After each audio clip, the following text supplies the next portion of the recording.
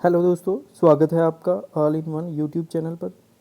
दोस्तों, आज हम डिस्कस करेंगे जे.एंड.के सिविल सर्विसेज रेगुलेशन, जो एक सेक्रेटरीट असिस्टेंट का पेपर सेकंड है, जो 100 नंबर का होता है और इसमें 3 घंटे मिलते हैं हमें, और ये डिस्क्रिप्टिव टाइप होता है दोस्तों।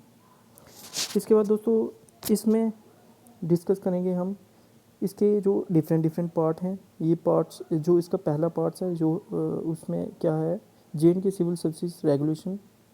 इसमें दोस्तों फिर ये आगे इसके जो सब डिवाइडेड है इनटू वेरियस चैप्टर। और दोस्तों जो इस सेकंड पेपर में और क्या आता है, पार्ट बी है, वो है लीव रूल्स 1979, जो J and K civil services leave rules हैं वो हैं। उसके बाद दोस्तों जो पार्ट सी है, उसमें Jammu Kashmir civil services medical attendance cum allowances rules 1990। दोस्तों ये हम वन बाय वन सब कुछ डिस्कस करेंगे दोस्तों। और दोस्तों इसके साथ साथ मैं आपको थोड़ा सा सेक्रेटरीट असिस्टेंट के एग्ज़ाम्स के बारे में बता दूं। दोस्तों इसमें 6 पेपर होते हैं, और दोस्तों जो हमें चाहिए होते हैं वो इंडिविजुअली एक पेपर में 35 नंबर चाहिए होते हैं, और जो एग्रीगेट चाहिए होते हैं वो हमें चाहिए होते हैं 40%, 240, 600 में से 240 हमें चाहिए होते हैं। और दोस्तों इसमें क्या है कि अगर आपके 2-3 पेपर में 35 नंबर भी आ गए और बाकी सब्जेक्ट्स में आपके थोड़े अच्छे आ गए, टोटल आपके मतलब 35 वाले भी पास हो जाएंगे, और टोटल अगर आपके 240 हुए तो आपको पास माना जाएगा। सो दोस्तों चलते हैं, आज ये डिस्कस करते हैं ये जो हमारा जे.एंड.के सिविल सर्विसेज रूल, ये जो एग्जिस्टेंस में आए ये 1956 में आए। इसमें दोस्तों फिर धीरे धीरे टाइम के हिसाब से जैसे जैसे टाइम बीतता गया, कुछ इन रूल्स में एडिशंस हुई, कुछ इन रूल में डिलीशन हुई। जो जो सूटेबल टाइम के हिसाब से लगता रहा वो इसमें चेंजेस होते गई। इसके बाद दोस्तों ये बेसिकली बताते क्या हैं, ये बताते हैं कि एक गवर्नमेंट सर्वेंट्स की क्या क्या कंडीशंस होनी चाहिए। उसकी सैलरी के बारे में बताते हैं, उसकी कितनी लीवों के लिए वो एलिजिबल है, उसकी पेंशन कंडीशंस, ट्रैवलिंग और अदर अलाउंसेस, और इसके साथ साथ वो ये मैनर्स भी बताते हैं कि ये बेनिफिट्स कैसे कैलकुलेट किए जाएंगे। इसके बाद दोस्तों इन रूलों में और क्या क्या है, इन रूल्स में और एक गवर्नमेंट सर्वेंट की क्या क्या ड्यूटीज़ होनी चाहिए, और एक गवर्नमेंट की रिस्पॉन्सिबिलिटीज़ क्या क्या होनी चाहिए। इनकी रिक्रूटमेंट प्रोसेस बताता है, इनकी प्रमोशंस बताता है। और इसके बाद दोस्तों जो इन रूल्स में कुछ अगर चेंजिंग लानी हो इन रूल्स में, या कोई नया रूल ऐड करना हो, या उसमें कुछ अमेंडमेंट करना हो, तो वो जो है, वो जो राइट है वो गवर्नमेंट के पास ही है, वही ये सब कुछ कर सकती है। और दोस्तों इसके साथ साथ आपको बताता चलूँ कि ये गवर्नमेंट के पास ही राइट है कि वो अगर कोई डिस्प्यूट खड़ा हो जाता है उसको इंटरप्रिएट करने का भी गवर्नमेंट के पास ही राइट है। वही बताएगी उस डिस्प्यूट की। जैसे कोई अगर ऐसे डिस्प्यूट होता है तो जो हम जुडिशरी के पास जाते हैं, यहाँ पे हमें बताया जाता है कि क्या सही है क्या गलत है। उसी हिसाब से दोस्तों इसमें कौन है, इसका मीनिंग गवर्नमेंट ही डिफ़ाइन करती है। इसके साथ दोस्तों गवर्नमेंट के पास ये भी राइट है कि अगर किसी गवर्नमेंट के ऊपर ये अनफेयरली एप्लीकेबल है, और उसमें उस कंडीशन को सीज़ करने का भी गवर्नमेंट के पास ही राइट है। इसके साथ दोस्तों हम ये देखेंगे कि प्रीवियस ईयर में जो इस टॉपिक पे क्वेश्चन आया हुआ है, वो है purpose of J&K CSR regulation. और दोस्तों ये आया है 5 मार्क्स का।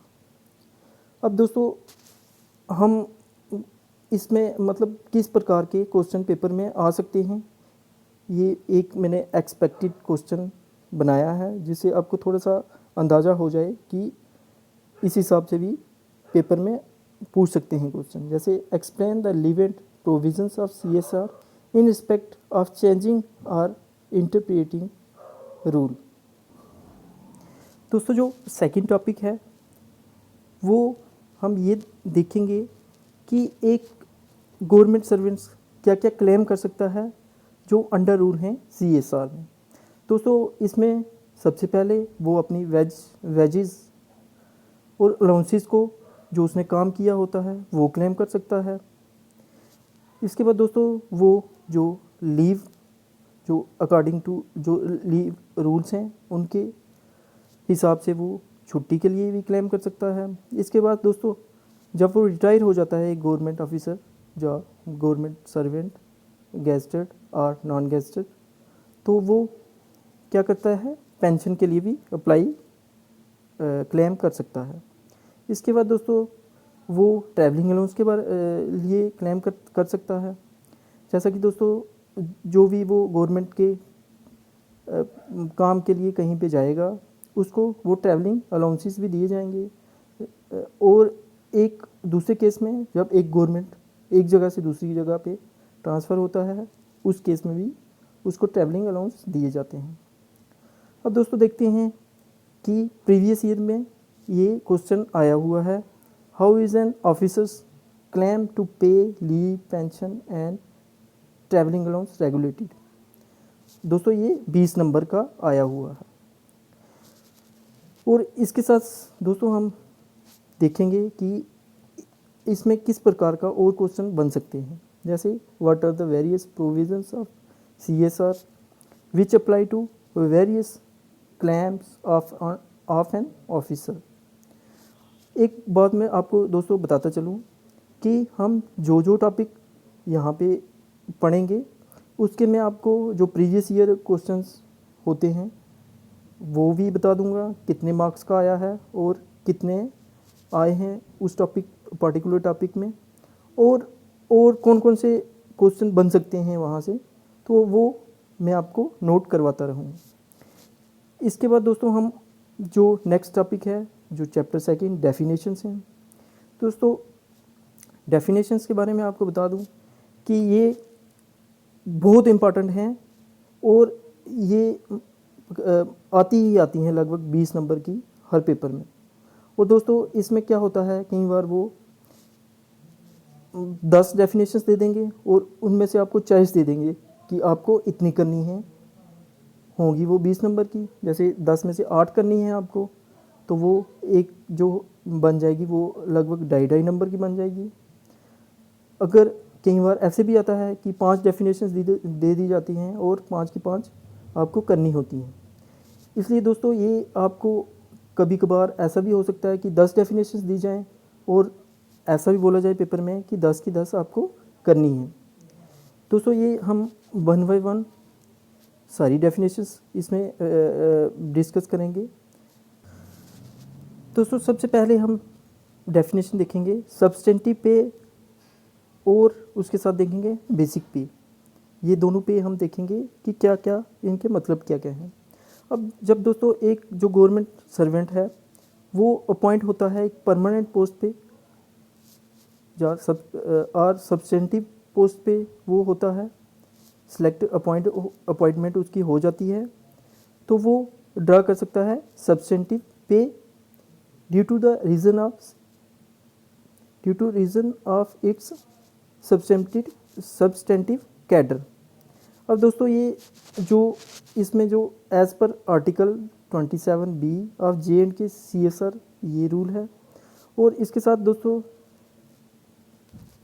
जो ये कंपोज होती है ये बनती है सब्सटेंटिव पे ऑब्लिक ऑफिशिएटिंग पे, जो बी है स्पेशल पे इसमें जो होती है। और दोस्तों इसके साथ क्या होती है पर्सनल पे और पर्सनल अलाउंस जो इसमें होते हैं। अब दोस्तों इसके बाद हम देखेंगे कि बेसिक पे किसको कहते हैं। दोस्तों ये बेसिक पे होती है पे बैंड प्लस ग्रेड पे। इसमें जो पे बैंड होता है और उसमें जमा क्या होता है, ग्रेड पे। और दोस्तों और इसमें कोई भी पे जो है वो इंक्लूड नहीं होती। अब नेक्स्ट देखेंगे हम दोस्तों पे और सैलरी क्या चीज़ है। दोस्तों जो पे होती है ये सम ऑफ एमोलूमेंट्स जो एक मंथ में गवर्नमेंट सर्वेंट जो ड्रा करता है। जैसे इसमें ये किस किस चीज़ का है दोस्तों, इसमें सब्सटेंटिव पे आ जाती है, ऑफिशिएटिंग पे आ जाती है, पर्सनल पे आ जाती है, स्पेशल पे आ जाती है, और इसके बाद अगर और कोई emoluments classified by the government under rule तो वो भी इसमें क्या आ जाते हैं। अब दोस्तों देखेंगे सैलरी क्या होती है कि जो ये पे जो हमने ऊपर डिस्कस की पे और प्लस उसमें क्या होता है, चार्ज अलाउंस होता है। अब दोस्तों इसमें ये जो लोकल अलाउंसेस होते हैं HRA डेपुटेशन अलाउंस, ये कुछ भी इसमें ऐड नहीं होता। इसके बाद दोस्तों देखेंगे हम मीनिंग डेपुटेशन का, डेपुटेशन क्या होता है। और एक मिनट दोस्तों, ये थोड़ी सी, अब दोस्तों देखेंगे हम डेपुटेशन दोस्तों क्या होती है कि एक गवर्नमेंट सर्वेंट की जो इन सर्विस गवर्नमेंट सर्वेंट है उसको जो अपने पेरेंट डिपार्टमेंट से टेम्परेरी बेसिस पे किसी और डिपार्टमेंट में भेजा जाता है। ये दोस्तों किसी गवर्नमेंट अदर डिपार्टमेंट में भी भेज सकते हैं, या किसी कॉरपोरेशन में उसकी ट्रांसफ़र हो जाती है, या किसी कंपनी में जाता है, या एनी अदर गवर्नमेंट, या कहीं और किसी गवर्नमेंट डिपार्टमेंट में भी उसकी ट्रांसफ़र होती है टेम्परेरी बेसिस पे।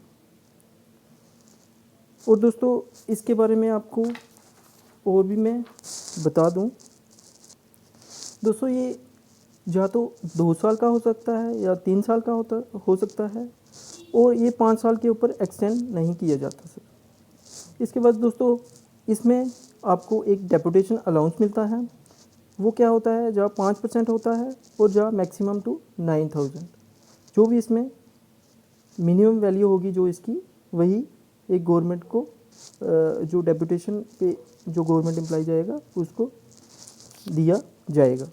इसके बाद दोस्तों हम देखते हैं स्पेशल पे। अब दोस्तों कुछ ऐसे काम होते हैं जो थोड़े जिनका वर्क नेचर क्या होता है, कॉम्प्लिकेटेड होता है, उनके लिए आपको दोस्तों एक अलाउंस दिया जाता है, उसको क्या बोलते हैं, स्पेशल अलाउंस।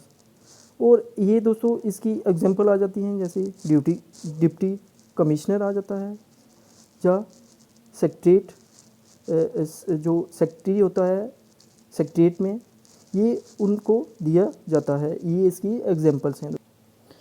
अब दोस्तों हम देखते हैं पर्सनल पे, जब पर्सनल अलाउंस क्या होता है। दोस्तों ये होता है to save a government servant from loss of his substantive pay, जो उसकी एक परमानेंट पे आ रही होती है उसमें कोई लॉस ना हो जाए, इसलिए उसको पर्सनल अलाउंस दिया जाता है। ये दोस्तों इसके क्यों दिया जाता है, ये जब कभी रिवीजन होती है पे में, या कहीं पे रिडक्शन होती है उसकी सब्सटेंटिव पे में, या कहीं appointment to the next scale, provided क्या कि उसके खिलाफ कोई डिसिप्लिनरी एक्शन इन्वॉल्व नहीं होना चाहिए। अब इसके साथ दोस्तों हम देखेंगे इनिशियल अपॉइंटमेंट क्या होती है। दोस्तों जब एक गवर्नमेंट सर्वेंट जो होता है पहली बार वो अपॉइंट होती है, उसकी अपॉइंटमेंट पहली बार जब स्टार्ट होता है, तो उसमें क्या होता है, उसको ऑर्डिनरी उसको क्या मिलती है, मिनिमम पे मिलती है। और दोस्तों इसके साथ हम देखेंगे इनिशियल पे।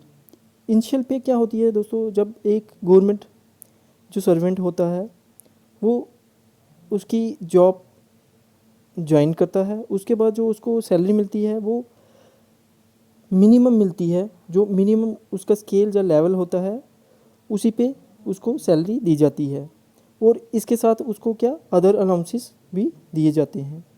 उसके बाद दोस्तों हम देखेंगे टेम्परेरी टेम्परेरी पोस्ट। दोस्तों ये सैंक्शनड होती है टेम्परेरी पीरियड के लिए, और इसमें एक टाइम लिमिट होता है दोस्तों।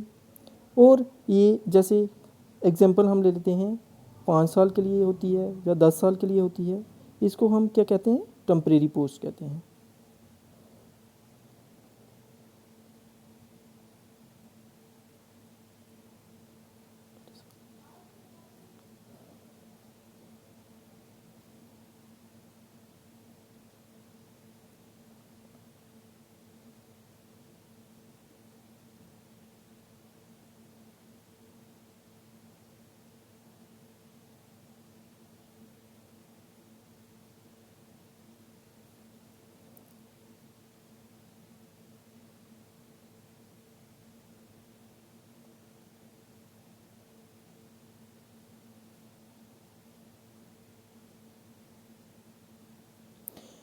दोस्तों जो इसके बाद आ जाती है टेन्योर पोस्ट।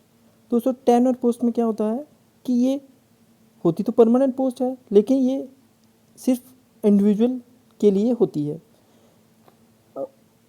परमानेंट पोस्ट और टेन्योर पोस्ट में दोस्तों क्या डिफरेंस है, ये जो टेन्योर पोस्ट होती है, whoever hold the post on individual, ये इंडिविजुअल पे एप्लीकेबल होती है।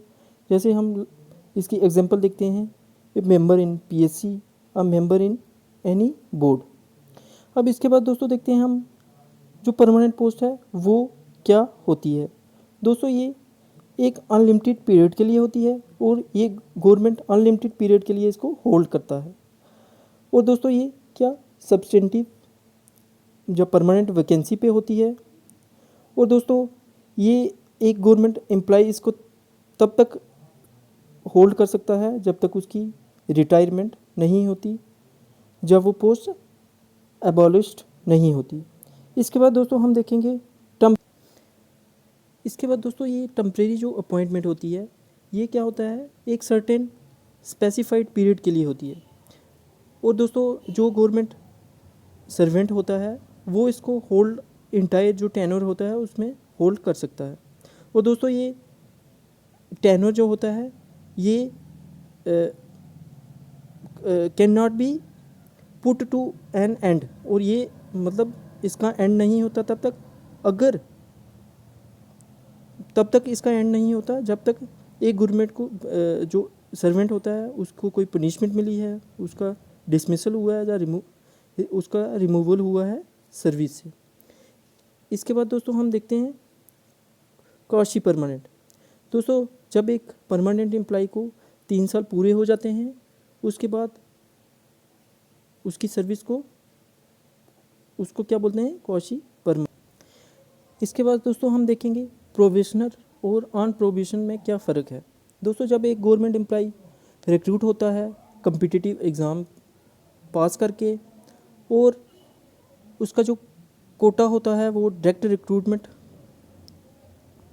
के थ्रू वो आता है एक सर्विस में, और वो इसमें क्या प्रोबेशन में वो क्या रहता है, एक ट्रेनिंग पे रहता है, और ये जो एक्चुअली जो ड्यूटी होती हैं वो डिस्चार्ज नहीं करता है प्रोबेशन में। अब दोस्तों देखेंगे हम ऑन प्रोबेशन क्या होता है। जब दोस्तों एक गवर्नमेंट एम्प्लॉय की प्रमोशन हो जाती है उसे हायर पोस्ट में, अब क्या होता है दोस्तों, ये या 1 साल के लिए होता है या 2 साल के लिए, अब उसको ये ड्यूटी हायर पोस्ट की, इसमें क्या इस पीरियड में उसको जो अपनी ड्यूटी हैं वो हायर पोस्ट की करनी होती हैं। और दोस्तों ये अब कंफर्म होता है इसकी परफॉर्मेंस के बेसिस पे, अगर इसकी परफॉर्मेंस जो है वो सूटेबल हुई उस पोस्ट पे तो ये कंफर्म हो जाता है। अब दोस्तों आपको मैं थोड़ा सा अपने चैनल के बारे में डिस्कस करेंगे हम, कि अब रेगुलर में आपको 1 से 2 लेक्चर इस CSR के ऊपर दिया करूँगा। और दोस्तों ये मैं कोशिश करूँगा कि इसी वीक में ये CSR है जो हम कंप्लीट कर लें, और उसके बाद दोस्तों फिर देखेंगे उसके बाद कौन सा जो सब्जेक्ट हम इस पे डिस्कस करेंगे। और दोस्तों तैयारी करते रहिए। अब इसका जो सेक्रेटरी असिस्टेंट का एग्ज़ाम है उसकी डेट शीट भी आ गई हुई है। और दोस्तों चैनल को अगर आपको अच्छा लगे तो सब्सक्राइब करें, लाइक करें, शेयर करें, ताकि दोस्तों जो बाकी लोग हैं उनको भी इससे फ़ायदा मिल पाए। ओके दोस्तों।